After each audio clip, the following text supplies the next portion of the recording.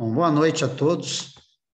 Boa noite aí aos amigos aí que estão conosco, nossos irmãos aí, Anderson, Jorge Caldeira e Washington, e todos aqueles que irão nos ver ou ouvir posteriormente, que vocês também possam participar desse envolvimento que o Mestre Jesus nos envolve durante o nosso estudo, porque quando estamos falando dele, com certeza a espiritualidade amiga está conosco.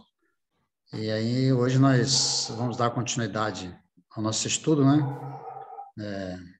Um tema estranha moral. E a semana passada eu dei a primeira parte. E agora eu vou dar então a segunda parte. Semana passada eu falei sobre odiar os pais, abandonar pai, mãe e filhos. E hoje nós vamos falar deixar os mortos ou cuidar de enterrar seus mortos e não vir trazer a paz, mas a divisão. Então, eu vou fazer aqui uma página de abertura, uma aguinha, quem quiser colocar, né, para que seja fluidificada. Pode ir tomando. A minha já está ficando doce aqui, a minha aguinha. E aí a espiritualidade com certeza fluidifica a água para a gente. Depois, se quiser colocar um pouquinho no filtro, ou ir tomando ao longo da semana, sem nenhum problema. Então, vamos lá. Vamos fazer a parte da leitura, depois a prece, a gente relembra a semana passada e entra propriamente no nosso estudo. Eu vou ler aqui uma página do livro Pão Nosso, mensagem número 57, que tem o título Perante Jesus. E tudo quando fizerdes, fazei-o de todo o coração como ao Senhor e não aos homens. Isso foi Paulo que escreveu a carta aos Colossenses, capítulo 3, versículo 23. A compreensão do serviço do Cristo entre as criaturas humanas alcançará mais tarde a precisa amplitude para a glorificação daquele que nos segue de perto, desde o primeiro dia, esclarecendo-nos o caminho com a divina luz. Se cada homem culto indagasse de si mesmo quanto ao fundamento essencial de suas atividades na Terra, encontraria sempre no santuário interior vastos horizontes para ilações de valor infinito. Para quem trabalhou no século? A quem ofereceu o fruto dos labores de cada dia? Não desejamos menoscabar a posição respeitável das pátrias, das organizações, da família e da personalidade. Todavia, não podemos desconhecer a expressão de relatividade no tempo. No transcurso dos anos, as fronteiras se modificam, as leis evolucionam, o grupo doméstico se renova e o homem se eleva para destinos sempre mais altos. Tudo o que representa esforço da criatura foi realização de si mesma, no quadro de trabalhos permanentes do Cristo. O que temos efetuado nos séculos constitui ou ofensa a nós mesmos na obra que pertence ao Senhor e não a nós outros. Constitui benefício ou ofensa a nós mesmos na obra que pertence ao Senhor e não a nós outros. Legisladores e governadores passam no tempo com a bagagem que lhe é própria, e Jesus permanece a fim de ajuizar da vantagem ou desvantagem da colaboração de cada um no serviço divino da evolução e do aprimoramento. Administração e obediência, responsabilidade de traçar e seguir não são apenas subdivisões da mordomia conferida pelo Senhor aos tutelados. O trabalho digno é a oportunidade santa. Dentro dos círculos do serviço, a atitude assumida pelo homem honrar-lhe-á ou desonrar-lhe-á a personalidade eterna perante Jesus Cristo. Então, uma passagem de Emmanuel, né? Muito bonita e tudo a ver com o tema, né? Essa estranha moral, Emmanuel separando exatamente aí, né, nessa carta, citando essa carta de Paulo aos Colossenses, separando exatamente o que é de Jesus, né, o que é da eternidade e o que é o nosso dia a dia, família, sociedade, o mundo, bem separado isso aí, que tem tudo a ver com o nosso tema de hoje.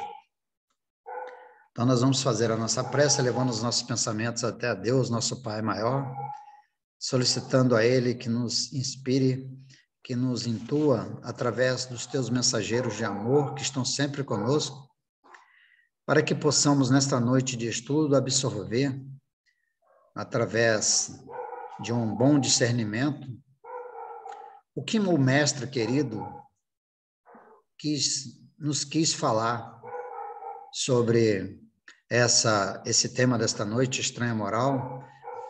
Vamos entender que muitas das coisas, às vezes, podem não ter sido proferidas pelo Mestre Jesus, mas aquelas que foram proferidas, que nós possamos, com a luz da doutrina espírita, entender esses ensinamentos do Mestre e não ficar somente na ilusão ou na ignorância de não saber, de não entender qual foi o intuito do nosso querido Mestre quando nos colocou esses ensinamentos. Então, Mestre querido, nós te pedimos a tua proteção, o teu amparo, a nossa querida irmã Laura, responsável pela parte espiritual da nossa casa, Centro Espírita Irmã Laura, que possa hoje nos auxiliar nesse momento de estudo. Pedimos também a Deus, nosso Pai maior, para que nos abençoe e nos ampare, e pedimos a permissão para iniciarmos, então, o nosso estudo da noite. Que assim seja, graças a Deus.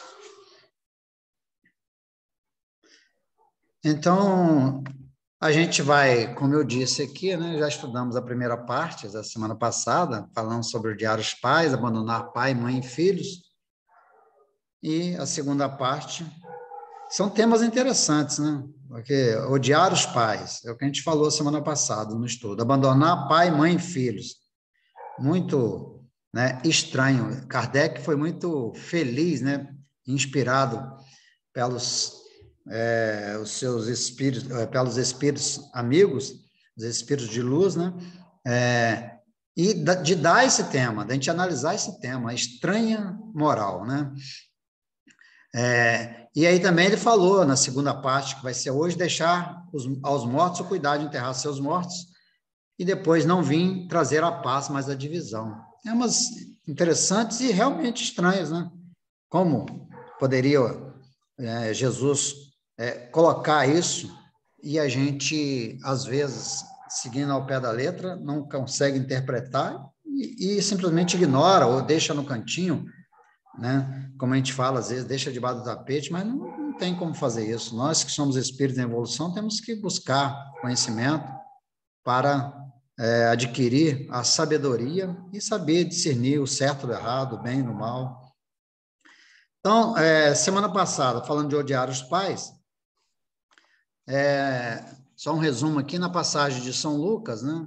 O evangelista Lucas, no capítulo 14, versículo 25 a 27, 33, ele diz o seguinte: se alguém vem a mim e não odeia o seu pai e sua mãe, e sua mulher, a seus filhos e seus irmãos e irmãs, mesmo a sua própria vida, não pode ser meu discípulo. E quem quer que não carregue a sua cruz e me siga, não pode ser meu discípulo. Assim, aquele que dentre vós, que não renunciar a tudo que tem, não pode ser o meu discípulo. Então, aí a gente vem no Evangelho de Mateus e já tem também falando sobre o mesmo tema, já fala com outras palavras, né? Diz o seguinte, Mateus 10, 37. Aquele que ama a seu pai ou a sua mãe mais do que a mim, de mim não é digno. Aquele que ama seu filho ou a sua filha mais do que a mim, de mim não é digno. Então, aí fica naquela dúvida, né, nesse evangelho, da passagem de Lucas. E aí vem Kardec nos colocando, né, explicando que certas palavras escritas depois da morte de Jesus, que foi o evangelho Eu andei fazendo uma pesquisa aí em torno de 50 anos, mas eu não me lembro se tem algum livro espírita que citou em torno de 70 anos, mas nessa faixa, de 50 a 70 anos aí, que foram escritos os evangelhos. Então, depois de muito tempo que Jesus já tinha né, retornado, ou retornado não, né, tinha realmente deixado o seu corpo físico, né, porque ele sempre viveu, tanto no plano espiritual quanto no plano físico, durante aquele período que ele aqui esteve conosco.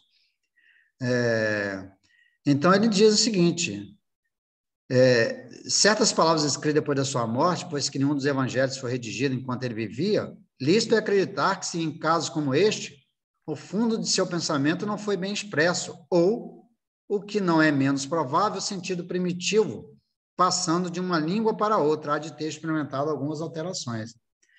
Né? A gente até falou sobre aquele amigo de Kardec, quando ele mostrou, está lá no Evangelho, essa explicação, ele teve, assim, né, o bom senso, né, nem esse termo, né, mas colocou lá, foi bem claro, colocou lá Pessani, que era um amigo que conhecia muito bem o hebraico e o grego, e perguntou e colocou como uma nota lá, né, mostrando que recorreu àquele que tem um conhecimento maior para entender aquilo que foi dito por Jesus. Então, pode ser que tenha tido algum erro, né? E ele veio até explicar, né? O Pessani veio lá explicar, que esse verbo não significa apenas odiar, né? Mas também amar menos, como foi colocado no Mateus, já teve essa visão, né? O termo odiar a ninguém acudirá a atribuí-lo a Jesus. O mestre divino nos induz ao dever de renunciar aos bens no mundo para alcançar a vida eterna. Isso também nós citamos, né, sobre esse capítulo, esse subtema do estudo, né, foi uma passagem de Emmanuel, chama Renunciar, no livro Caminho, Verdade e Vida. Então, assim, a gente viu, né, concluiu aí esse tema, que umas coisas podem não ter sido proferidas por Jesus e outras depende da tradução, né? Jesus falando em aramaico, depois traduziu para hebraico, depois para o latim, e até chegar no português. Você imagina quantas ocorrências que houveram aí ao longo dessa tradução, e se houve um erro, muitos foram seguindo, né? O que a gente tem que procurar, eu sempre digo o seguinte, a gente tem o texto, mas a gente tem que ver todo o contexto, porque senão, né, como diz o ditado, né, texto sem o pretexto se torna um contexto, né, se eu não me engano, esse ditado. E aí, continuando, ele falou: observemos, portanto, que representa a renúncia, né, quando nos falou aí Emmanuel, né, que a renúncia por o amor ao Cristo é perder a esperança da terra conquistando as do céu. Se a gente não tiver aí o conhecimento, né, e a aceitação de alguns princípios fundamentais da doutrina espírita, fica difícil da gente entender. Porque isso aí Jesus está falando lá na frente. Nós temos que entender isso como espíritos imortais que somos. Se é aquele que não acredita na imortalidade da alma ou não acredita na vida após a morte, não vai entender, realmente vai ficar muito difícil. Mas como a gente tem, a doutrina espírita nos traz esse conhecimento, nos dá esse conhecimento, aí fica mais fácil da gente entender que Jesus está falando na vida futura, né? E também em relação a abandonar pai, mãe e filhos, também uma passagem de Mateus, no capítulo 19, versículo 29, que diz o seguinte: aquele que houver deixado pelo meu nome sua casa, seus irmãos, suas irmãs, ou seu pai, ou sua mãe, ou sua mulher, ou seus filhos, ou suas terras, receberá o cêntuplo de tudo isso e terá por herança a vida eterna. E a gente viu, né, a explicação de Kardec mostrando que os interesses da vida futura prevalecem sobre todos os interesses e todas as considerações humanas. porque esse pensamento está de acordo com a substância da doutrina de Jesus. Censura, porventura, continua ele, né? Aquele que deixa seu pai, sua mãe, seus irmãos, sua mulher, seus filhos para marchar em defesa do país. Então, deixar a família, né, entre aspas, e seguir Jesus, ele citou alguns exemplos aqui, Kardec, né? A gente não deixa para defender um país, às vezes muitos deixam a família e vai para a guerra, inclusive, né? Infelizmente, a gente ainda fala de guerra até hoje, ainda tem guerra até hoje, infelizmente. Espíritos ainda com um coração empedernido, então não entendeu que é só a caridade que salva, mas ele está explicando, né? Que a gente, às vezes, para servir a pátria, a gente deixa a família. Não se reconhece, ao contrário, grande mérito em arrancar as doçuras do lado doméstico aos liames da amizade para cumprir um dever? Muitos vão auxiliar um amigo, né? Muitos, às vezes, fazem até... às vezes são missionários que deixam a família e segue ajudando as pessoas ao redor do mundo, então ele vai deixar a família. Que então há deveres que sobrelevam a outros deveres. Não impõe a lei à filha a obrigação de deixar os pais para acompanhar o esposo, né? As mulheres, geralmente, né, quando se casam, às vezes os maridos trabalham em outros lugares mais distantes, no próprio país ou até no exterior, e não deixa a família também. Então, são exemplos que ele está dando que não tem nada de errado nisso, né? Abandonar pai, mãe, filhos, né? Então, é isso que o Kardec está explicando para a gente. O afastamento não diminui o respeito, nem a solicitude do filho para com os pais, nem a ternura destes para com aquele. Então, mostrando que isso é normal. E aí vamos, agora que a gente entendeu, e quem quiser aprofundar, porque semana passada, a primeira parte aí desse estudo Estranha Moral foi mais discutido, mais esmiuçado na semana passada, pode pegar a aula, o estudo da semana passada e dar lá uma olhada, né?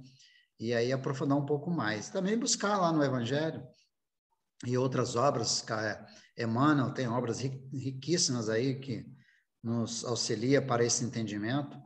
Então, agora nós vamos à segunda parte do nosso estudo, que é deixar os mortos, o cuidado de enterrar seus mortos. Estranho isso também, né? Vamos ver por que Jesus falou isso. Não vim trazer a paz, mas a divisão. Esse será o segundo subtema.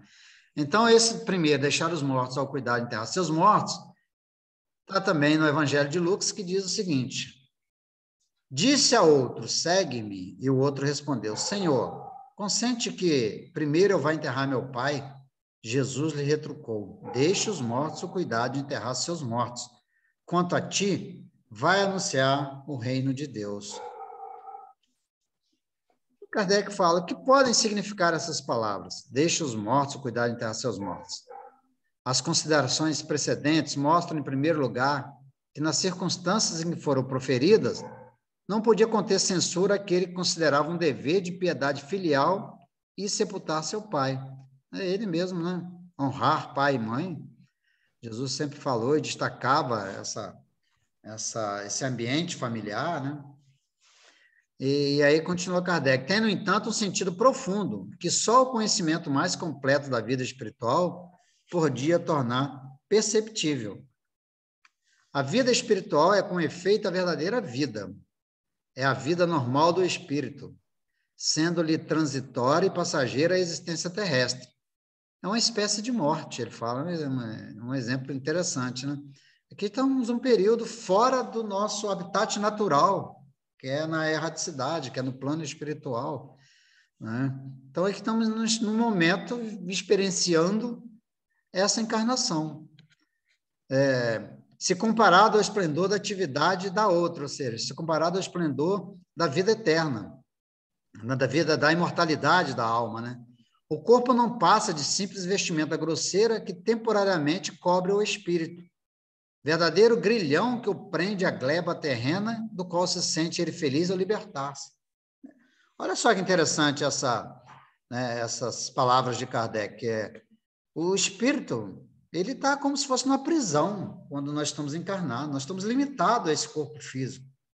Então, é como se ele estivesse numa prisão. Mas o espírito só consegue evoluir através das reencarnações. Por quê? Porque aqui você está limitado, você esquece seu passado, né? Então, você vai aprender a amar porque você vai ter que fazer de coração, não porque eu tive um passado, né? Eu sei que o que eu fizer aqui na frente eu vou melhorar. Não, você tem que fazer por amor, não por interesse, né? Então, ele mostra que quando a gente se desprende do corpo físico, o espírito se liberta. Eu sempre uso esse termo, né? Eu falo que é o pássaro que abre a porta da gaiola e voa. E é o que acontece, às vezes a pessoa desencarna, às vezes a gente fala isso, né? Mas coitado, desencarnou, e a gente fica vendo, será que coitado é ele ou somos nós que continuamos aqui na nossa limitação física? O espírito está preso, né, a esse corpo físico, mas necessário para a sua evolução. Mas quando ele se liberta, quando ele deixa o corpo físico, ele se liberta. O respeito que aos mortos se consagra não é da matéria que o inspira, não é o corpo físico, é pela lembrança, o espírito ausente quem o infunde. Então, se eu desencarnar amanhã, não vai, os amigos, a família principalmente, não vai aqui idolatrar o corpo físico do João, mas o que ele foi.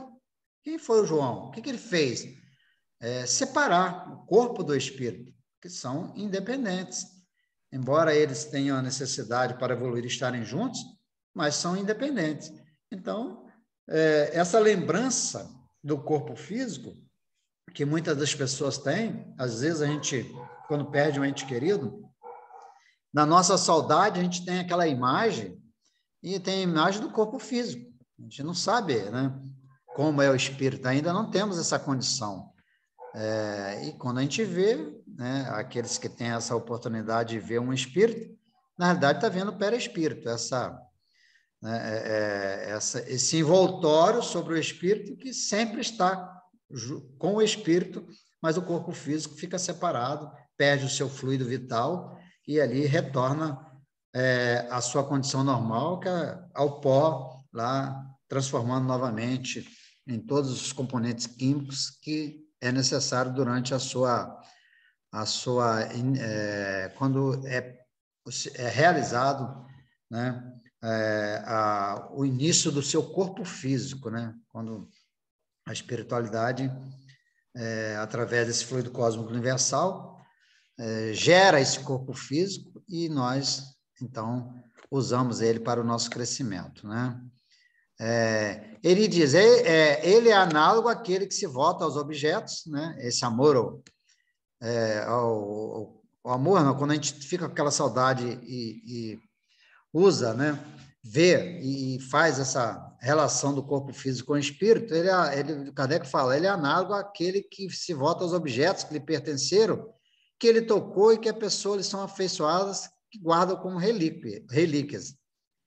Era isso que aquele homem que Jesus falou. Então, né, deixa tudo que tem e vem me seguir. Não podia compreender. Jesus ensina dizendo, não te preocupes com o corpo, pensa antes no espírito.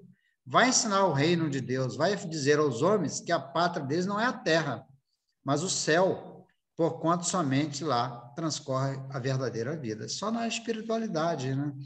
Como a gente falou. Então, assim, a gente tem que cuidar do nosso corpo físico? Sim, nós temos que cuidar, porque é a ferramenta que nós recebemos da espiritualidade para o nosso crescimento, para o nosso aprendizado. E aí nós temos que cuidar dele muito bem durante o momento em que a gente está encarnado. Agora, depois disso, aí a gente se desprende desse corpo físico e a gente esquece dessa vestimenta. Agradece a ela, né, quando desencarna, porque foi um instrumento que você usou para o seu crescimento, mas depois disso, o espírito continua vivendo, né?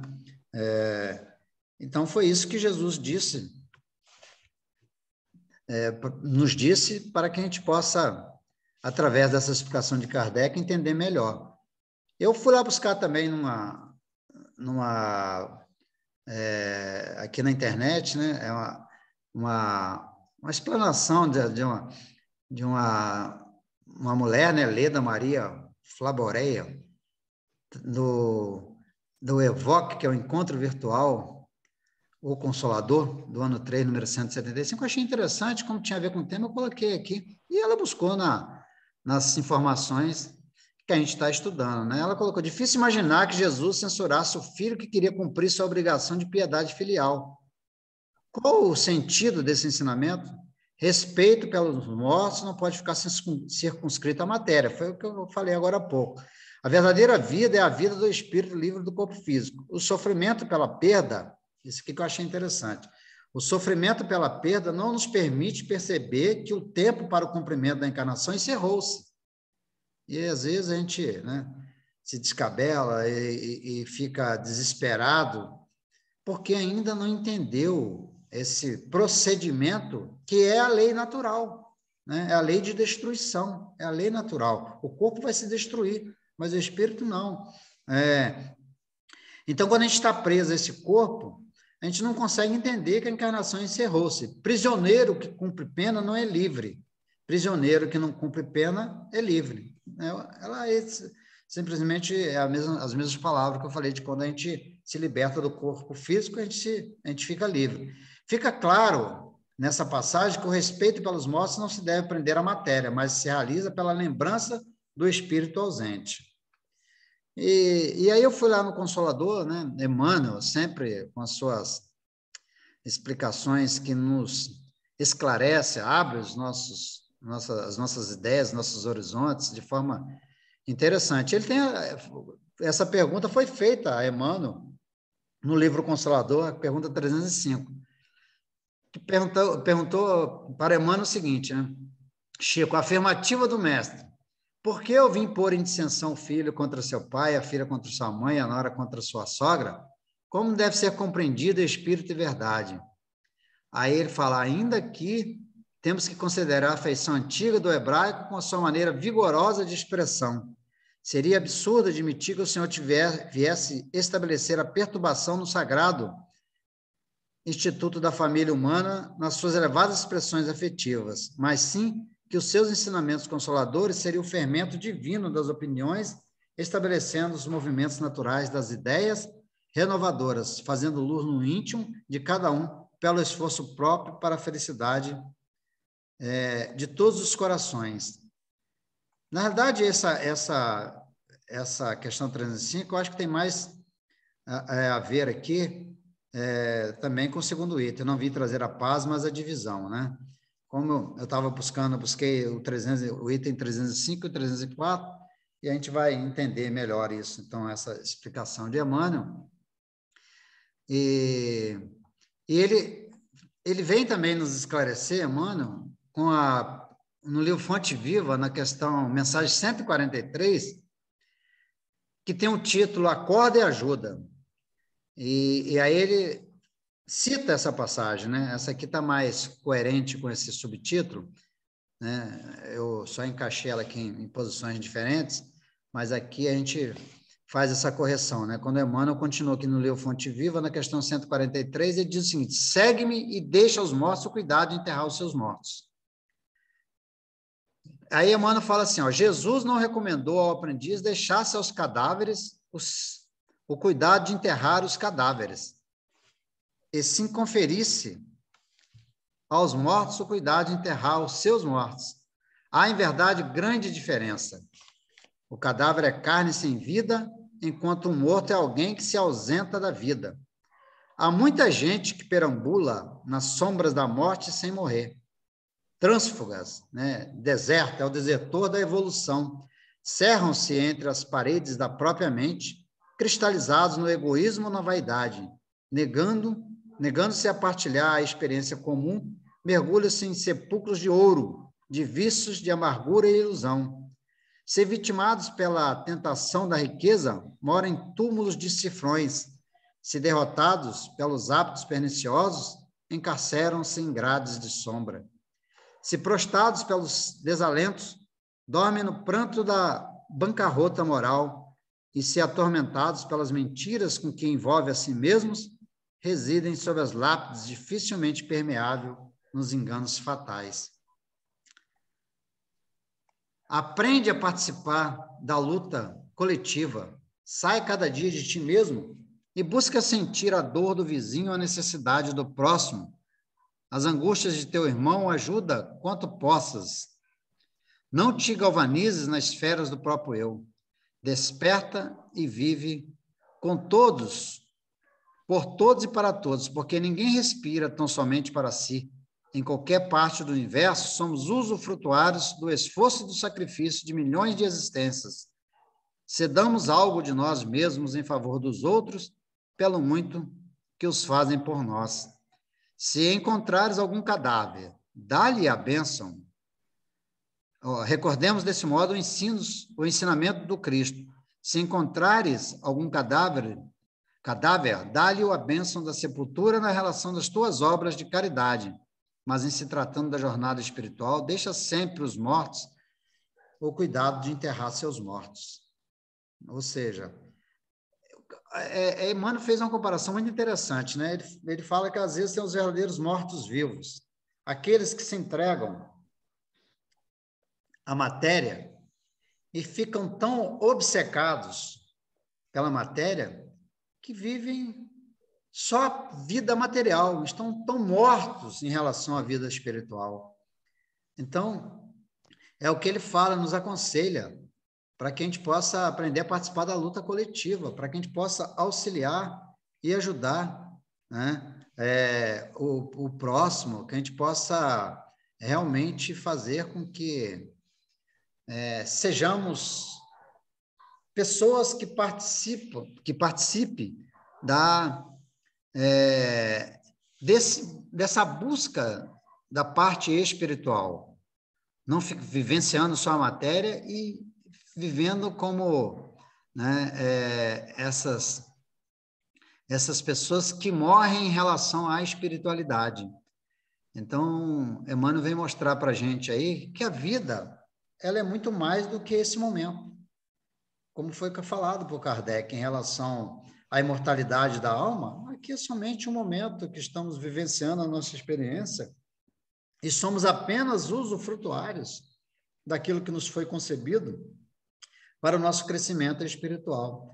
Então, que nós não sejamos esses mortos-vivos, que nós possamos buscar, enquanto há tempo, nessa encarnação, essa espiritualidade. Porque no momento que a gente desencarnar, tudo isso, a matéria, vai ficar para trás.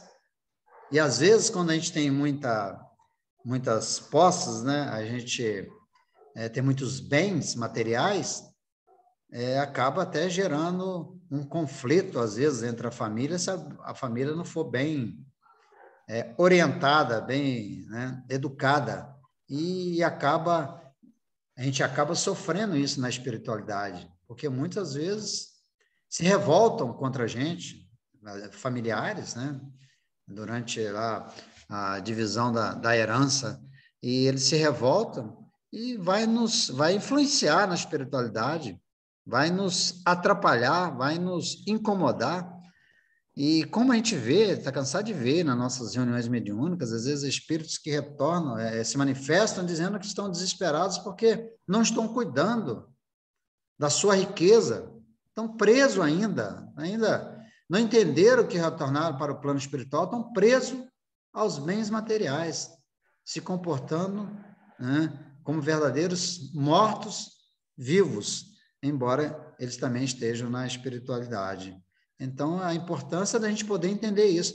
E nós temos a oportunidade ímpar de buscar esse conhecimento, essas informações na doutrina espírita, através desses espíritos que psicografam, né, pelos nossos médiuns de confiança, e tem várias obras aí que a gente pode estudar e ter essas informações e conseguir enxergar isso a tempo.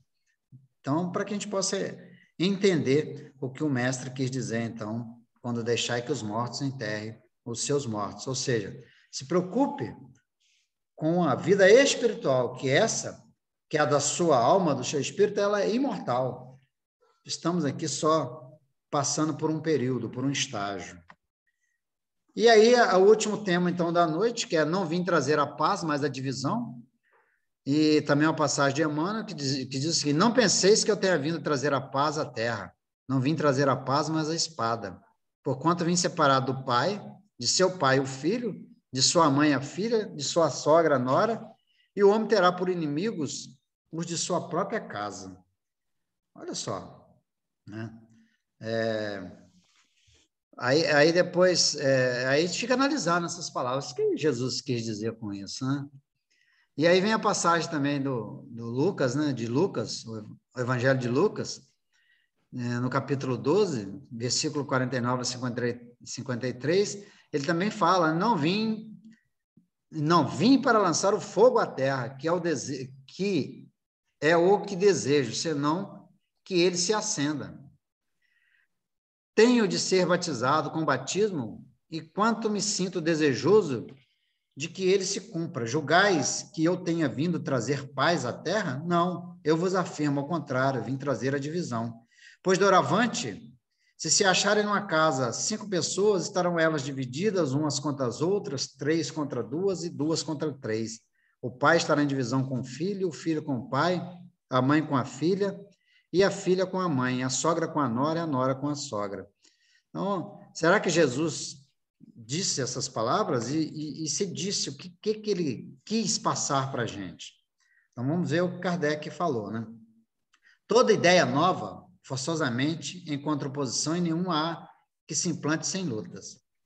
Ora, nesses casos, a resistência é sempre proporcional à importância dos resultados previstos, porque quanto maior ela é, tanto mais numerosos são os interesses que ferem. Se for notoriamente falsa e se a julgam isenta de consequências, ninguém se alarma. Deixam-na todas passar, certos de que lhe falta vitalidade. Se, porém, é verdadeira, se assenta em sólida base, se lhe prevê em futuro, um secreto pressentimento adverte aos seus antagonistas de que constitui um perigo para eles e para a ordem das coisas, em cuja manutenção se empenham, atiram-se então contra ela e contra os seus adeptos. Isso aqui Jesus, quando vem mostrar essas verdades, né? E com certeza, né, balançou muita gente, porque eram aqueles ainda que pregavam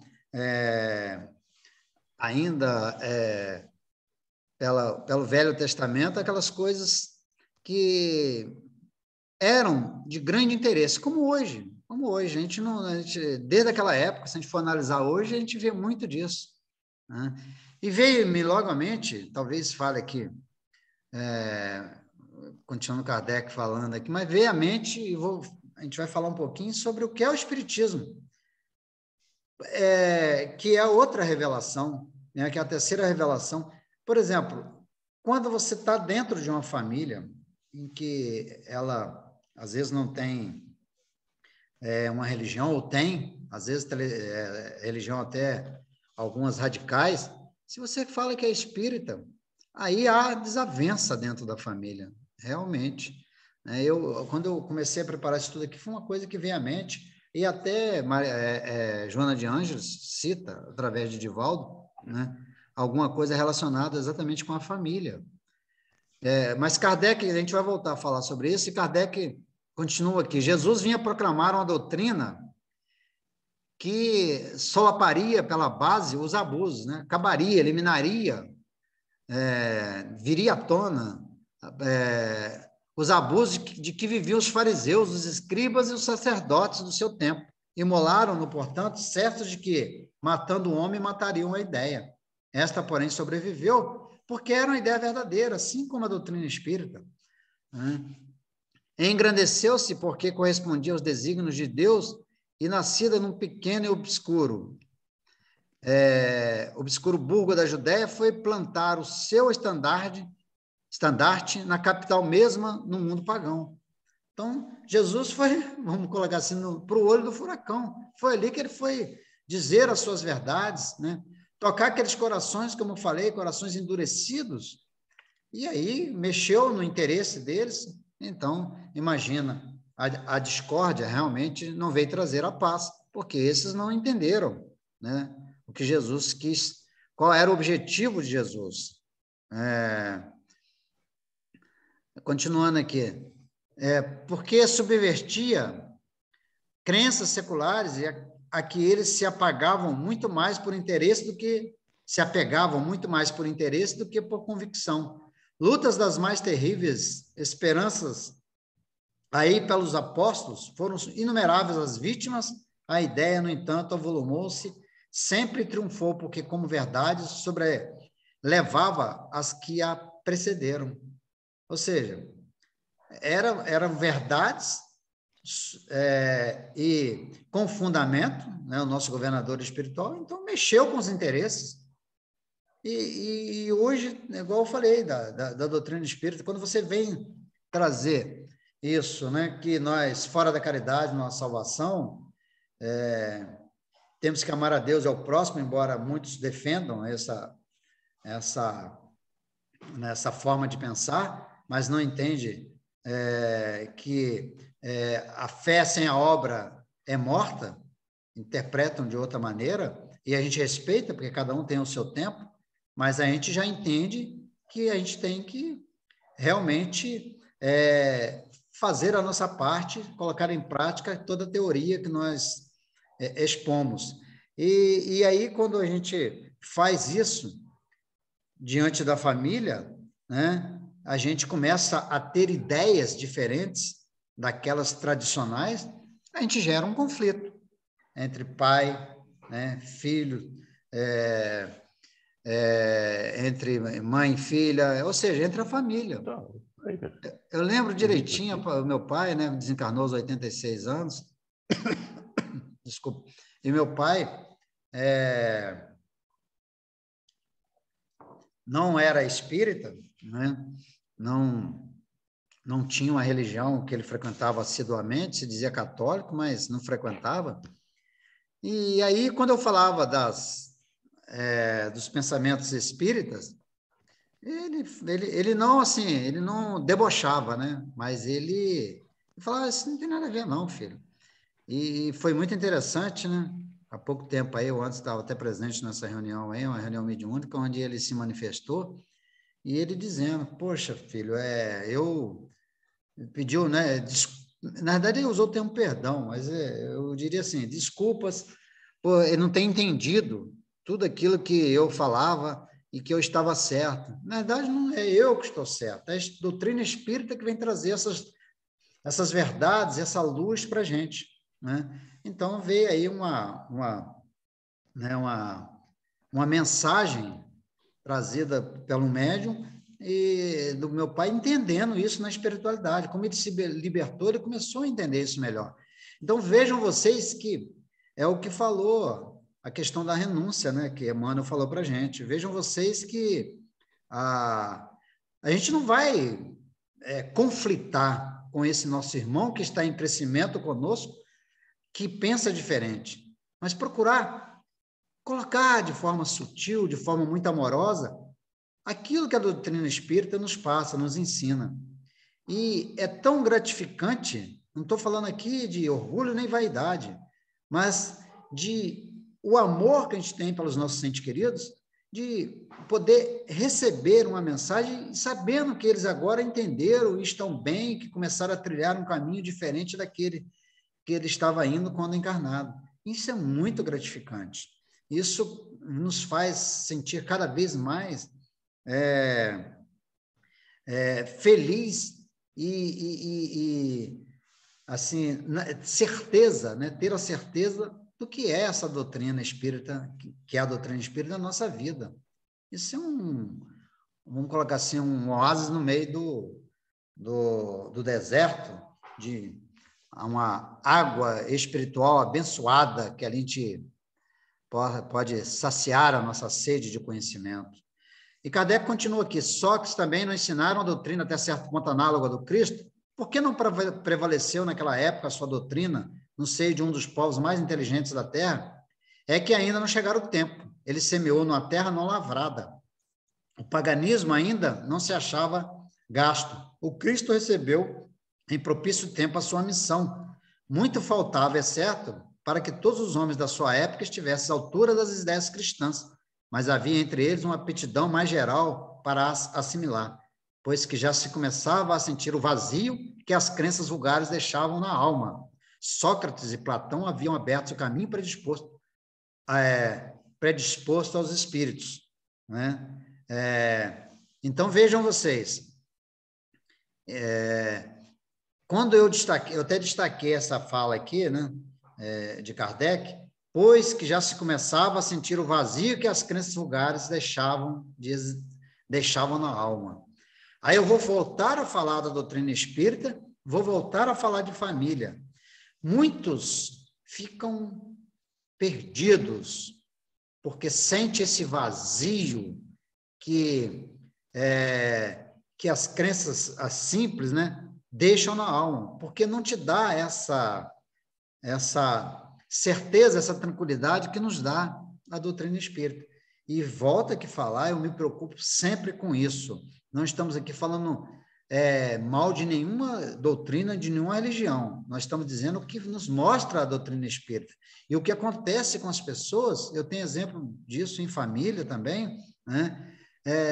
Quando não busca se enriquecer espiritualmente, deixando de lado, né, esses bens materiais, deixando de lado, que eu falo, a gente não é proibido não ter os bens materiais, mas assim, não é ele a nossa prioridade. A prioridade é o espírito, crescer, evoluir moralmente e espiritualmente. Então, isso acontece demais dentro da família, né? Essa divergência, esse vazio que a pessoa se sente, e aí, o interessante é isso, que muitas das vezes a pessoa, às vezes, vem procurar com a gente que está lá, é um estudante da doutrina espírita, quando sente esse vazio, porque está num momento difícil da vida dele, e é o momento da gente não se orgulhar ou vangloriar por isso, mas abrir o coração e ajudar o nosso irmão para que ele possa entender que todos nós estamos juntos no mesmo barco em crescimento.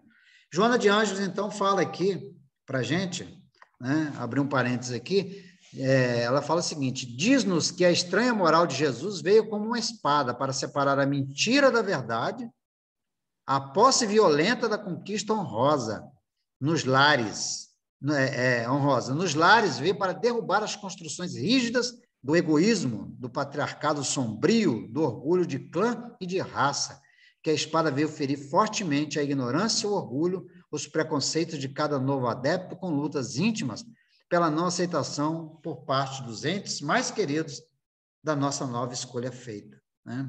Tudo a ver com isso que eu citei em relação a gente ser ou proferir ou buscar um conhecimento diferenciado do que é aquele tradicional que eles seguem. E aí eles não aceitam, e então é difícil a aceitação por parte dos entes queridos. E quando o Espiritismo veio, como Joana de Ângeles fala aqui, né? Essa estranha moral, quando Jesus veio mostrar para a gente, trabalhar esse orgulho dentro da família, né? Trabalhar o preconceito, mostrar que nós temos que seguir um outro caminho. E a gente hoje vê, às vezes, dentro da família, por diferença de, talvez, até de classe social ou de visão diferente, às vezes ofender verbalmente, e muitas das pessoas, até fisicamente. Você vê o grupo, por exemplo, de WhatsApp, às vezes você coloca um pensamento diferente dentro de um grupo que a maioria são evangélicos, né? Eu respeito muito, mas a gente não tem o mesmo respeito quando a gente coloca o nosso ponto de vista, e as pessoas até nos ofendem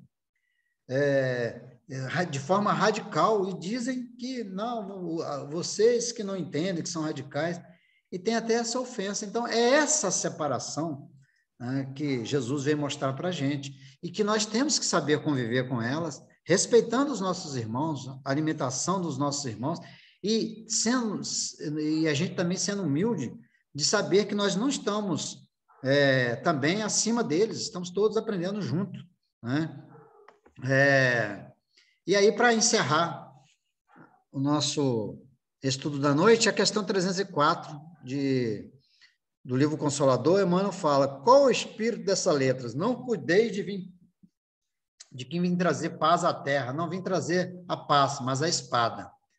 E ele responde: todos os símbolos do evangelho, dado o meio em que desabrocharam, são quase sempre fortes e incisivos.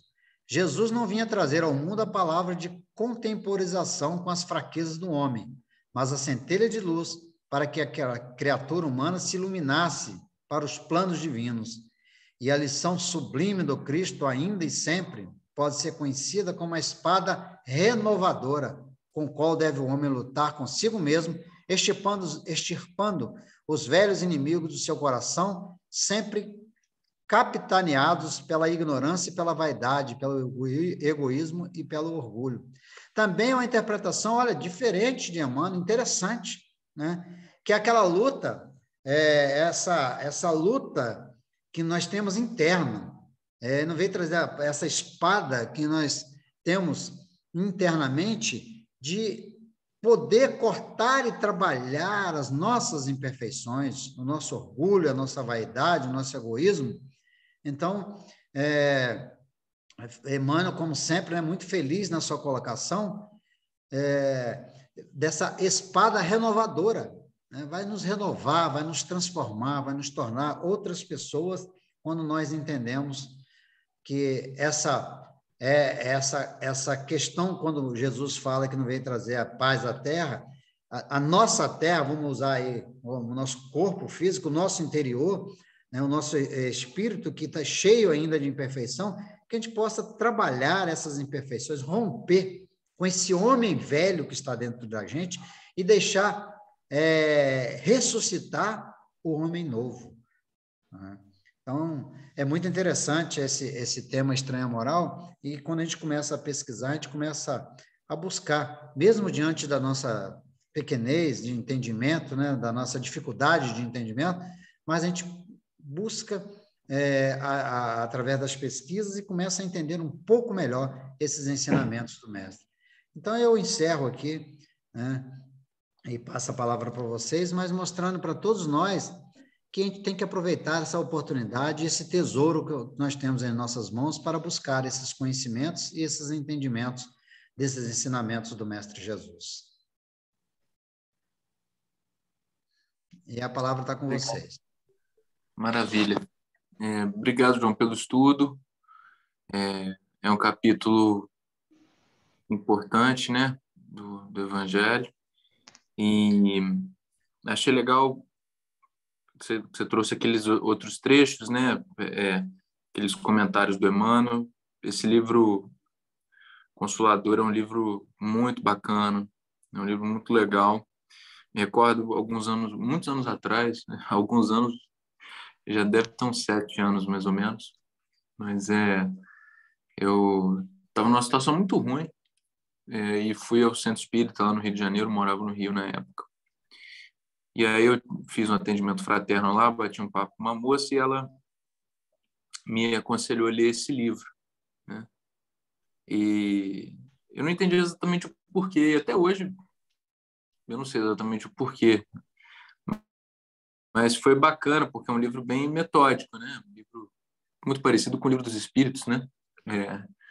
E me esclareceu muita coisa na época, assim, muita coisa mesmo, e foi muito importante para mim. Então, toda vez que a gente passa por esse livro, me lembro de outros tempos, assim, né? E vejo o quanto que os anos de espiritismo vêm me fazendo bem, né? Mas é isso, muito obrigado. Bom, João, obrigado aí realmente, mais uma vez, como sempre, né? Eu não tenho nada a comentar sobre a segunda parte, né? Não vim trazer a paz sem a divisão. É claro, concordo com tudo, né? O entendimento que está ali dado, as explicações. Mas a primeira parte, não é? Essa em que foi colocada ali, deixa aos mortos o cuidado de enterrar seus mortos, quanto a ti vai anunciar o reino de Deus, né? A explicação dada, não apenas por Kardec, mas também por Emmanuel, né, no Fonte Viva, Kardec no capítulo 23, que é este, e Emmanuel no Fonte Viva. Concordo, claro, com a explicação dada de que a gente entende perfeitamente, né? Os espíritas principalmente, que a vida termina, a morte é nada mais do que um ciclo que ficou para trás, que a vida continua. E aí tem aqui, eu estou até lendo, a vida espiritual é com efeito a verdadeira vida, é a vida normal do espírito. Isso ninguém discute, é o dogma da nossa crença, né? O corpo, vestimenta, tudo bem. Mas eu acho que essa explicação que foi dada, tanto por Kardec, quanto não é boa. Ela não bate. Vocês desculpem, mas não bate. Não, eu quero deixar bastante claro o meu ponto de vista. Concordo com tudo que foi dito, que ali termina um ciclo, etc, etc. Também acho que a vida, entendo, concordo, professo, creio que a vida espiritual é a verdadeira vida. Mas eu, olhando a trajetória de Jesus, por toda a bondade, a caridade, a fraternidade, o amor que ele distribuiu, eu não posso aceitar que ele, numa situação como aquela, em que o seguidor pede, Senhor, consente que primeiro eu vá enterrar meu pai, eu não posso aceitar que ele não concordasse em esperar algumas horas, até solidariamente, só um minutinho, Jorge, só um minutinho. Aquele seguidor.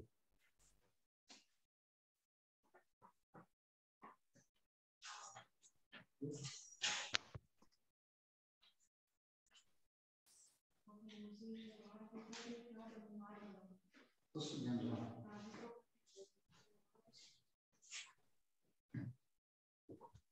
Jorge, desculpa aí, pode continuar.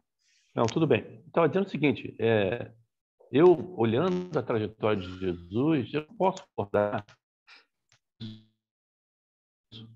isso dessa forma. E aí eu me reporto até a palavra sua. Será que ele disse isto dessa forma? Será que não tem a ver, talvez, com traduções e etc? Porque, veja, tudo que ele mostrou ao longo da caminhada, da trajetória dele, foi solidariedade, amor, fraternidade. Então, ele não poderia esperar algumas horas até que aquele seguidor enterrasse ao seu pai, para depois ir com ele, como ele iria, tenho certeza. Porque aqui, algo que o João disse hoje, né? Será que ele disse isso? Ou então uma outra frase sua, cada um tem o seu tempo? Então, eu sinceramente, eu não concordo, posso aceitar essa explicação dada por Kardec e Emmanuel. Não posso. Jorge, eu entendi assim que o que Jesus quis dizer foi separar, quando ele disse, ó, deixai que os mortos enterrem seus mortos, é dizer o seguinte, não é que ele impediu, como o próprio Kardec falou aqui na explicação, não é que ele impediu que não fosse enterrar o seu ente querido, não é isso. Mas ele disse o seguinte, que a gente teria que dar mais importância ao espírito do que ao corpo, só isso, mas vai enterrar seu morto, depois não tem problema nenhum, mas seguir os ensinamentos de Jesus, né? Então, eu entendi assim, ele só separou, não foi que ele falou, olha, não pode enterrar, mas assim, olha, como a gente, né? Lá, a pessoa morre e as pessoas ficam lá ainda, muitos, principalmente na época antiga, né? Em Embalsamava lá o corpo físico, ficava idolatrando. Ele quis separar, só isso. Olha, o corpo, ele já cumpriu a parte dele. E ele não é mortal, o espírito é. Então, cuide do espírito, porque o corpo já fez a parte dele. Mas ele não impediu, porque... Não, isso não está claro dessa forma, não, João. aqui, ó, Tô porque lendo aqui, se tá na você minha frente. se você Tá vê na minha no frente João, esse capítulo. você tem aí o Evangelho traduzido pelo Haroldo, não tem? Pelo Haroldo eu tenho, mas agora ele não está aqui do meu lado, não. Beleza, no outro oportunidade eu gostaria de ver o que ele escreveu. Mas, assim, a sensação que eu tenho, Jorge, assim, ao ler aqui, eu também fui ler o texto agora, tá? Deixa eu voltar aqui. Deixa que os mortos enterrem os seus mortos e tu vai e anuncia o reino de Deus. A sensação que eu tenho é a seguinte, como o João falou, não vá ao enterro, mas deixa esse morto lá, não é? Não te preocupes mais com isso, Mas entende? o seguidor dele não disse que ia ficar lá para sempre. Ela disse: consente primeiro, eu vai a meu pai. Ou seja, eu vou me enterrar e depois vou te seguir. Ele não disse que não seguiria. Anderson, aí, Jorge, aqui no item 8 eu não quero do Evangelho... polemizar, tá? Eu não quero polemizar. Não, sim, mas é porque a sensação que eu tenho não é de que Jesus reprova o que ele pergunta e aí dá uma nova sugestão. Acho que ele só complementa. Não, é que o item 8 do Evangelho... A sensação que eu tenho é essa. O item 8 do Evangelho diz o seguinte, o Kardec fala, que podem significar essas palavras? Deixar os mortos ou cuidar de enterrar seus mortos. Item 8 do Evangelho segundo o Espiritismo. Estou lendo. 8. As considerações precedentes mostram, em primeiro lugar, que nas circunstâncias em que foram proferidas, não podia conter censura àquele que considerava um dever de piedade filial e sepultar seu pai. Tem, no entanto, um sentido profundo, que só o conhecimento mais completo da vida espiritual podia tornar perceptível. E aí continua, né? Então, aí você viu que ele separou, não estava censurando, né, o dever de sepultar o seu pai, mas o sentido espiritual mostrando que depois ele continua, a vida espiritual é com efeito a verdadeira vida, a vida normal do espírito. A sensação que eu tenho, Jorge, é mais ou menos a seguinte: Jesus na presença daquele rapaz, tá? Isso na minha interpretação de espírita, tá?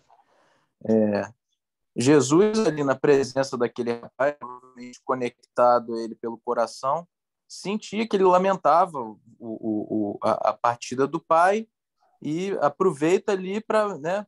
Ele fala assim: se eu posso lá enterrar meu pai, depois eu te sigo, né? E ele fala assim: filho, calma, né? Deixa os mortos o cuidar de enterrar seus mortos. Eu acho que é mais ou menos por aí, né? A sensação que eu tenho é essa, de uma espécie de consolo, entendeu? É um lembrete de que a verdadeira vida é a vida espiritual. Eu sinto que é isso que não, eu até entendo que deve ter sido o fato que aconteceu. Mas não Jorge, o que está... Jorge, me dá licença. Está sendo explicado lá por Emmanuel. Jorge, me dá licença. Eu vou ter que sair porque minha filha não está bem, ela está com bronquite, e aí acho que vou ter que levar ela no hospital. Então, Anderson, você fecha aí para mim depois, e aí você coloca no grupo para mim, Anderson, por favor? Então, João, eu não tenho como porque eu não estou no computador, entendeu? E está sendo gravado no seu computador. Não, então beleza. Então eu vou ter que... Vamos, você coloca depois. Aqui. Você coloca depois. Eu vou encerrar aqui e coloco depois. Eu tenho que encerrar, porque senão eu vou ter que sair, senão eu ia ficar ligado. Tudo bem, encerra aí, eu faço oração aqui pra gente, tá? Mas vai tranquilo, João. Vai lá, vai correr tudo bem. Gente, um abraço, fiquem com Deus. Tá, um beijão, manda notícias depois. Tá, ok.